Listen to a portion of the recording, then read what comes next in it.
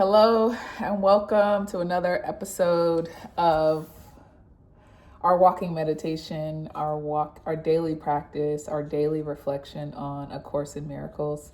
I come to you again from inside. The weather, it is January, I guess, but I was hoping for better weather. So I was just about to go outside and then some sideways snow and rain started coming. So back inside again on my rebounder. So I'll just be moving like this. This will be my movement for today and for our meditation. But before we get started, just want to invite you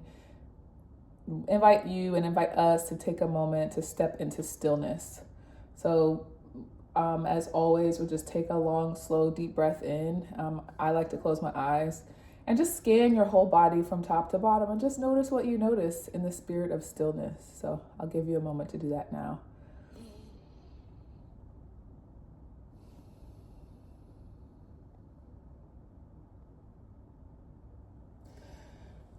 And for me, I feel calm when I do that. I feel present to where I am and to who I am. And so I hope that that finds you too. If something else is there for you, that's also good information. Just take it in and just be curious about it.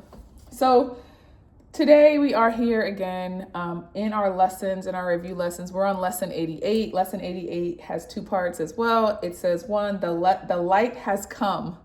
The light has come. So I am really just taken by the way these reviews just give me hope in a challenging environment. And so I want to share a few things. There's a lot in this section, and it is pretty thick and heavy. And actually, as I was reviewing it, I just want to focus on a couple of things. The light has come. It says, I can but choose the light, for it has no alternative. And earlier it talked about attacks and grievances. They're not there to choose, because you'll remember when we were talking about this earlier, like when we were reviewing some other parts, they talk about attack and grievances really just being illusions or things that we do when we're afraid. And knowing that God has a plan and God's plan is the plan, then the light has come. We are the light, God is the light, and therefore there's only one choice. We can choose I can but choose the light, for it has no alternative. And in a complicated world, in a hectic world where it feels like there are choices all over the place, and in many ways we're like kind of doomed to fail, or doomed to do a lot of different things and run around, the saying like running around like a chicken with our heads cut off. We're in a world that feels like that. It's for me, I'm finding it very comforting to say, the light has come, and inside of that, I can but choose the light, for it has no alternative. And then it says, I replaced the darkness, and the darkness has gone. I just really like that. Even if it looks like it hasn't, it has. And we can affirm that the darkness has gone. And so then the useful applications, that's where I wanted to spend some time today, because especially in a world where we're like bombarded with news about all of these terrible things happening in the world, it says, this cannot show me darkness, for the light has come.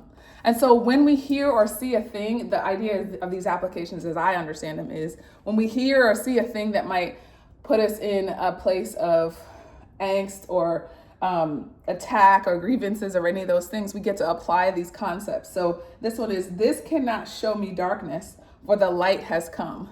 Okay, thank you. Even if I'm inclined at first to see darkness, affirming, this cannot show me darkness, for the light has come. And then the next one is, as it relates to other people, the light in you is all that I would see. And then you say the person's name. So if you're having people in your life who you found to be challenging, or, historically, or maybe present day, you can say this and affirm and just really stand in, the light in you is all that I would see. That's all I would see. That's it. And then you say their name. And it's just, I don't know, it makes me smile, because it leaves me in a much more pleasant place about other people, about the state of the world. And then I could just go on affirming that the light has come. I am the light is here. So then the second review concept is, I am under no laws but God's. And again, there's a lot that it says in this section. And it says, the part that I really want to call out is, I am constantly tempted to make up other laws and give them power over me. I mean, this really resonates for me as I think about relationships, as I think about money, finance problems, like things like that, the laws of this land, all of that. Like it says, I am constantly tempted to make up other laws and give them power over me. I suffer only because of my belief in them. And I just, again, feel a relief when I say that and remember that. I am perfectly free of the effect of all the laws save God's. And I think there's a bit of a space for debate, like, well, what we live in a land that has laws and how do we deal with that? So I'm open to it. What do you all think? What comes up for you? Where do you see that this would be helpful in your lives or not? And it says, I am perfectly free of the effect of all laws save God's, and his laws are the laws of freedom. I put my own exclamation point there because it's fairly simple, even though it might feel a little hard to believe. The laws of God are the laws of freedom.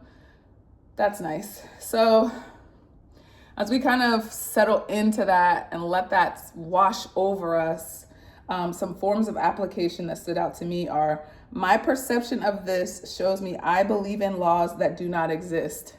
So if my perception is anxious, if my perception is frustrated, if my perception is one of like just stuckness, my perception of this shows me I believe in laws that do not exist, because the key theme for today is I am under no laws but God's. And God's laws are the laws of freedom. So if we're going in a direction that feels anything less than that, then we know we're off under some other laws. And then it says, I only see the laws of God at work in this. Again, when it feels different, we get to apply this idea to say, I only see the laws of God at work in this. So I'm really thinking about this in the context of our nation. Help me to only see the laws of God at work in this. What does that look like? And then the last form of application or thought for application is, let me allow God's laws to work in this and not my own. Yeah, I'm dealing with a lot of that, like letting my own stuff go and letting God's laws, God's ways, God's ability to fight my battles, letting that be at the forefront. And so that's what there is for today. Every day is like a banger. I don't know about you all, but that's my experience. Every day just keeps pushing me and challenging me to be more deeper in the thought, in the freedom of this thought work, and in the ideas of God's laws and the ideas of myself as the light, and not choosing darkness. And so I'm just gonna hop on out. I think that I pray, I hope, my intention is that this meets you where you are and serves you in some way. Continue to read and reflect, on A Course in Miracles for yourself. I'd love to hear what your experience is and what you think about these ideas, these concepts for review today. So feel free to put those in the chat, and then also I'll share a link to an additional like meditation guide or reference guide if it would be helpful to you. All right, take care.